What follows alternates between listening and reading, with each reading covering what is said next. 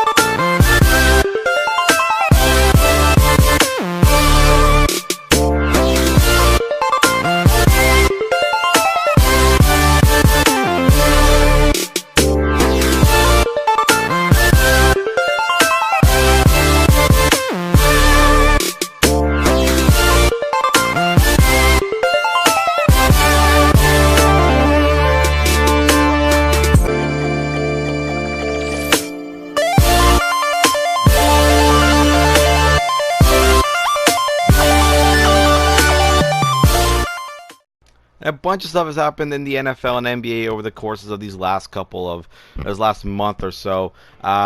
Basically, playoffs are happening, playoffs are underway, and this game you can obviously see the Tennessee Titans and the New England Patriots. Tennessee actually upsetted the New England Patriots 20-13 to advance to the divisional round. They'll be taking on the Baltimore Ravens in the next round, which is actually pretty cool. There's nothing better than watching New England fall. No, I'm just kidding. Honestly, it was a really good game, and if this is the last time we see Belichick and Brady on the field together, which I don't think it will be, but yeah, you know what, it was kind of cool. Anyway, some quick news. Brett Maher got released by the Cowboys a while ago. They signed Kai Forbath, so there's that. Giants released Janoris Jenkins, and then he later got picked up by the New Orleans Saints. Cardinals released Terrell Suggs. Dolphins signed Devontae Parker to a 4-year, $40 million contract extension, so good job for him.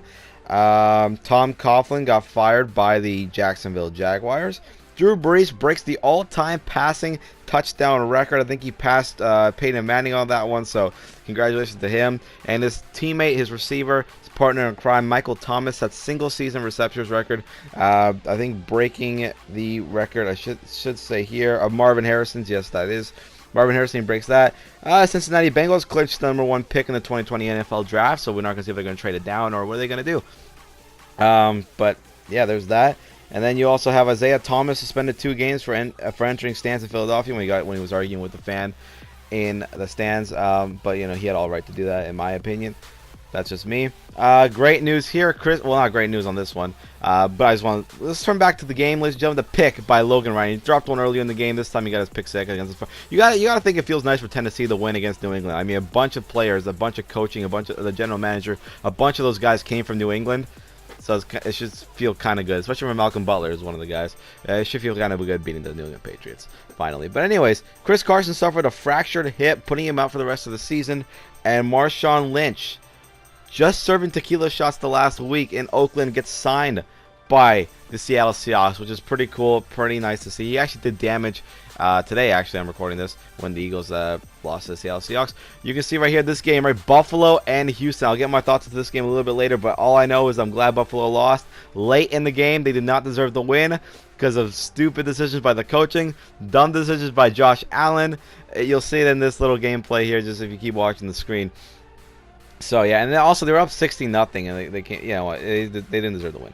The Utah Jazz required Jordan Clarkson from the Cavaliers. Antonio Brown did work out with the New Orleans Saints. No avail. Nothing there. I believe it was just to see if they can get a reaction out of the fans. Falcons are going to bring back Dan Quinn for 2020. So yeah, there's that. Who else? J.J. Watt was returning from the IR list. He did play in this Houston game, so good for him. He was actually a huge factor, so congrats to him. Ravens signed Marcus Peter to a contract extension, 3 years and $42 million contract extension with $32 million guaranteed. So good job for him. Texans signed Whitney Merciless to a 4-year contract extension. He's getting $54 million with $24.5 million guaranteed. The Browns fired yet another head coach in Freddie Kitchens, so he's gone from there. I believe it was just because Odell and him just didn't get along. Another coach getting fired. Giants fired Pat Shurmur. He's finally leaving New York. The Cleveland Browns and the Dallas Cowboys are both looking in to interview former head coach for the Green Bay Packers, Mike McCarthy. So there's that. Redskins fired Bruce Allen and hire Ron Rivera. Not only hiring Ron Rivera, but they're hiring Jack Del Rio as their defensive coordinator, former head coach of the Oakland Raiders. Dolphins hire Chan Gailey as offensive coordinator from the Jets. Doug Marrone is returning as the Jaguars head coach for 2020. So good for him. Browns, John Dorsey. They part ways finally. It's been a while. There you go. Other thing else, we got Jonathan Isaac to be reevaluated in 2 months after the knee surgery from Orlando. Hopefully he's all right and everything's going well for him. The Browns offensive coordinator reportedly told opposing teams before games that Cleveland is a total mess. I forgot to say that when they were getting rid of their offensive coordinator. Or no, they still have him, but he told a lot of teams that they were a mess before games. So, yeah, kind of weird. The Chicago Bears signing Eddie Jackson to a huge contract extension, getting 4 years, $58.4 million contract extension with $33 million guaranteed. He's only 27 years old, so a very young and good safety. Mississippi State fires Joe Moorhead, the head coach, or I believe the head coach of Mississippi. Yes, it is. Something else that we can see. Oh, yes, just today, Kyle Long announced via Twitter that he is stepping away from the NFL. The man, the veteran, he was 31 years old. He was taken with the 19th overall pick in the 2013 draft. The man is stepping away, so hopefully he had, I think, a 7-year career. So hopefully he can find something better to do with his life or something like that. The saddest news probably to be spoken here on OPC Sports Talk. David Stern, the former owner of the NBA, passed away at the age of 77. So it's kind of upsetting and kind of sad to see him gone. Actually, it's very sad to see him gone. So, yeah, that's basically all the news that I have. Quick recap, if you guys just keep doing that. That's a play where I thought Josh Allen was dumb. We were watching this game. A minute left. He just throws it like it's the last play of the game. Anyways, again, the Texans did beat the Bills in overtime, 22-19 to advance the divisional round. They will be playing the Kansas City Chiefs. But I thought Cole Beasley was down there. Apparently, he got the first down. I don't see how that happened. A tying field goal to go into overtime with 8 seconds left. About 6 seconds, 5 seconds left. You see on the clock right there, 19-19. They go into overtime right here. Boom, missed tackle, gets the first down. Huge play from the Bills. You keep going down. And you see here right now, Josh Allen stepping back, moves to his right, steps back, and then shoots it over the middle with a dot for a huge first down. Except it's going to get called back.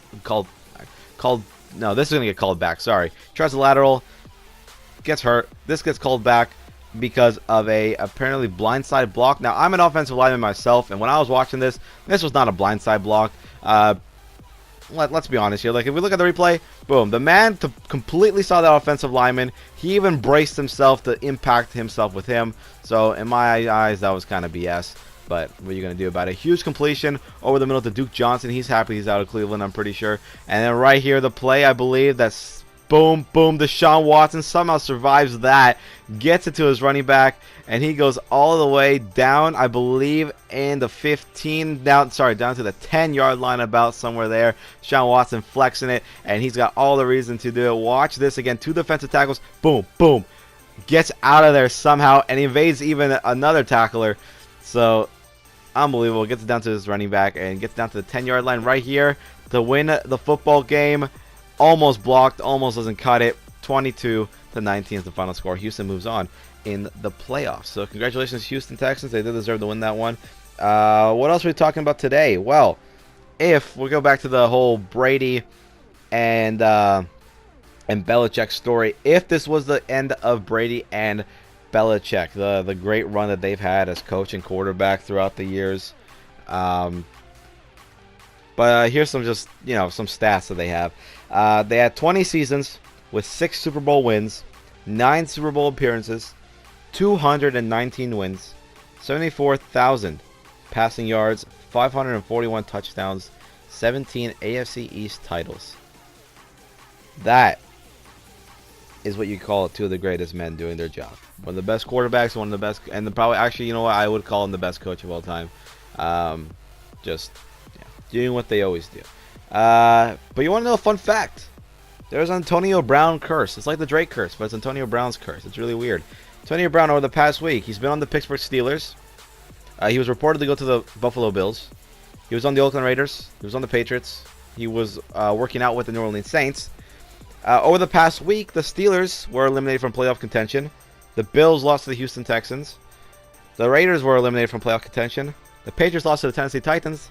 And as we're watching this game right now, the New Orleans Saints lost to the Minnesota Vikings, which was a score of 26-20 in overtime to advance the divisional round to take on the San Francisco 49ers. But very interesting. It's very interesting that's a curse that's happening in the NFL.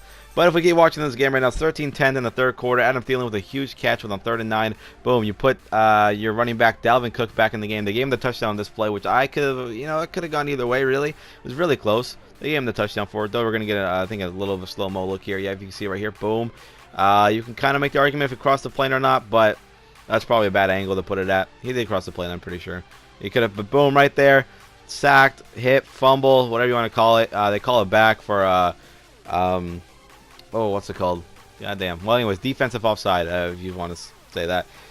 Huge completion down to Ted Ginn Jr., who I forgot is even on the Saints, to be honest with you. I forgot he's even playing in the NFL, but he made a huge catch at the outside. Bangers. It's really interesting to see in this game that this happened. Taysom Hill, one of my favorite players in the NFL, boom, catches it for a touchdown. He did amazing this game, so good job for him. But I'll be honest, I did sleep past this whole game. When I woke up, my dad told me the information. The Minnesota won the game, so it was kind of very weird and very strange to see that.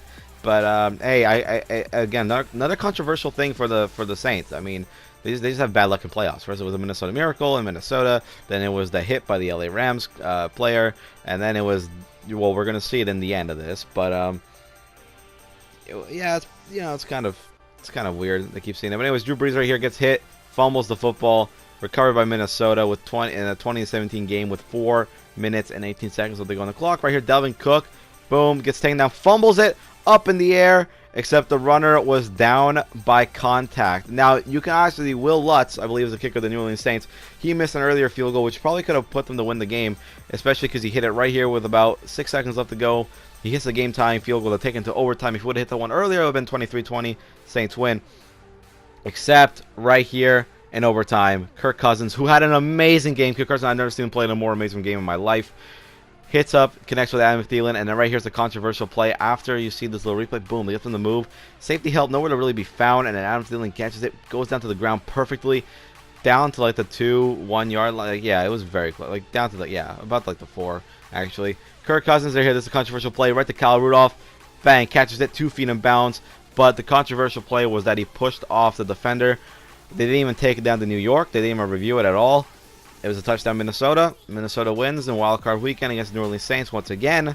This time in New Orleans, actually. And they go in to take on the San Francisco 49ers, which would be, I don't know. In my opinion, I think Minnesota's going to get blown out against the Niners. That's just me, though. You can see the push-off right here that they said was going to happen right there. Yeah, Kyle Rudolph catches inbounds, 2 feet, touchdown. Right here. Seattle versus Philadelphia. Now, 2 teams I do not really like. The kick was blocked. First kick of the game from Seattle was blocked. Now, 2 teams I don't really like, but obviously all knew I was cheering for Seattle. This play right here, bang. That took Carson Wentz out of contention. He was out for the rest of the game. Josh McCown had to come in and finish it off, which I will say Josh McCown played an incredible hell of a game. That's all I'm going to say. I give all credit. He's 40 years old. The man, this was his first postseason appearance. And let me just say, the man did everything he could, and I'm just saying that was one of the most phenomenal performances I've ever seen happen in the NFL. He just poured his heart out, and I have to give him credit where credit was due. If he wasn't on the Philadelphia Eagles, I'd be cheering for my man, Josh McCown. Great catch by Tyler Lockett, one of the best receivers in the league, if you ask me. Anyways, the Seahawks did defeat the Eagles 17-9 in this game. No touchdowns by the Eagles. I would love to say the Cowboys would have performed better, but I can't say that because we probably wouldn't even score a touchdown as well. So. And a couple missed field goals, it could have gone either way. Anyways, here we go. Josh McCown takes the start. Obviously, takes off. 40-year-old man running. Still got speed. He gets the first down there. Amazing run by McCown. Field goal is good by... Oh, what's his name? Elliott. What's his first name? Don't remember. Anyway, I know it was a J or something. Jason Elliott or something like that.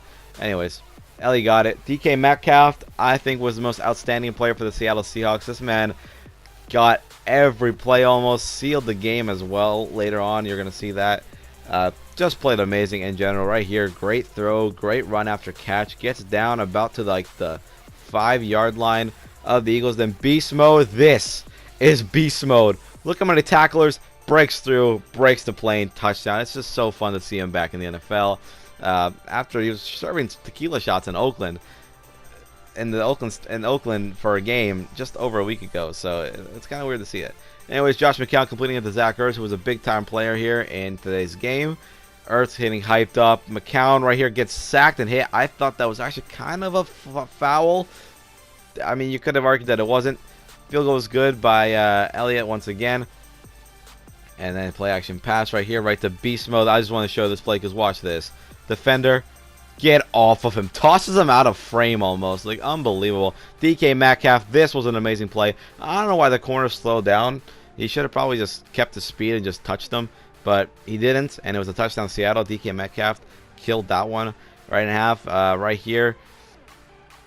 This could have been a foul as well. Unnecessary roughness could have been called there. Obviously, it wasn't. I like how 84 is pissed off, except he didn't do anything about it. 35, I think it was Boston Scott. He runs down and gets a huge game. Boston Scott and Sanders, the two running backs for the Eagles, who took over for Jordan Howard, who I think is, well, I believe is hurt. They've been playing amazing. I'll just give it to them. 17-9. Obviously, this is the final score that stayed the rest of the game. But Russell Wilson making plays happen on his feet, moves, misses the defense, just unbelievable movement by Russell Wilson. And then right here once again Sanders, I believe, gets the football right there again. Huge shot, takes a huge hit, but gets sent all the way across the first down marker right here. Big completion, big gain from Zach Ertz. It was a 3rd and 16. Made it a 4th down and 4, I believe, right here. Could have had the easy 4th down. Sanders just dropped it. Jadeveon Clowney was on the coverage. Maybe probably got scared. But right here, downfield, bang! Could have connected. Nothing happened. Incomplete, but wait, there's a flag. Pass interference on the Seattle defense. Give that to the Eagles offense. McCown to do something with the football on 4th and 7. Gets sacked by Clowney, and I believe Reed was on that play as well. Right here to seal the game, DK Metcalf. And he waves goodbye and pushes up the peace sign. That does it for Philadelphia. Seattle goes against, what's their name? Green Bay Packers. They go against the Green Bay Packers next week in the divisional round. This is what the story title is going to be because I'm a Dallas Cowboy fan. The Cowboys and Jason Garrett finally, after the longest unbelievable drought and just end of an era, but a really bad era, waste of careers, Jason Garrett, they part ways. Now, we gave him time to say his goodbyes and part his ways and whatever. It took probably longer than it should have, but you know what? In the end, it got done. Jason Garrett's a great guy, just not a great coach. I hate to say he's wasted some careers like Tony Romo, even Jason Witten, Sean Lees, Des Bryant, DeMarco Murray. All of them kind of went down the drain because of the bad coaching, unfortunately. But you know what? It was a good thing to finally move on. He had his chances, he had his years, and at the end of the day, just couldn't get it done. Especially couldn't even make the playoffs this year. He had to probably win the Super Bowl or even make it to the Super Bowl contention to probably keep his job, and that wasn't even a for sure. So, anyways, I'm happy that Jason Garrett's gone. I just hope we get a good coach. We're calling Lincoln Riley. I think today we were interviewing Marvin Lewis, but we're probably not going to get him because you have to like actually interview a coach with color or something along those lines. I don't know. It's the mandatory thing, so that's why we got him to interview. And we interviewed Mike McCarthy. He liked it so much that he stayed an extra day in Dallas. So if you guys liked the video and OPC Sports Talks, let me know if anything I missed, and I will come back to you probably next week with some more news around the league of NBA, NFL, and a bunch of other stuff that goes on. So yeah, with that being said, guys, I hope you liked the video. If you did, please subscribe, hit the like button, comment down below what else you want me to do, and yeah, I guess that's about it. Well, let a new decade begin, I should say, for sports. I'm out. Peace.